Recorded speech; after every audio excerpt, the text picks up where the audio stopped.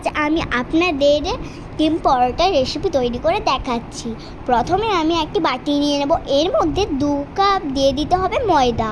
তারপর একটি ডিম ফাটিয়ে এর মধ্যে দিয়ে দেব। তারপর আমি উপকরণগুলি দিয়ে দেব, যেমন কাঁচা লঙ্কা কুচি দিয়ে দিতে হবে, পেঁয়াজ কুচি দিয়ে দিতে হবে, তারপর দিয়ে দেবো টমেটো কুচি। এর মধ্যে আমি গুঁড়ো মশলাও অ্যাড করব, যেমন লঙ্কা গুঁড়ো, জিরে গুঁড়ো দিয়ে পরিমাণ মতন জল দিয়ে ব্যাটারটাকে ভালো করে ফেটিয়ে নিতে হবে। এরপর তাওয়া গরম হলে এর মধ্যে তেল দিয়ে গুলে রাখা ব্যাটার দিয়ে দিতে হবে। তারপর ভালো করে তাওয়াতে ছড়িয়ে নিতে হবে। এরপর এক পাল্ট হয়ে এলে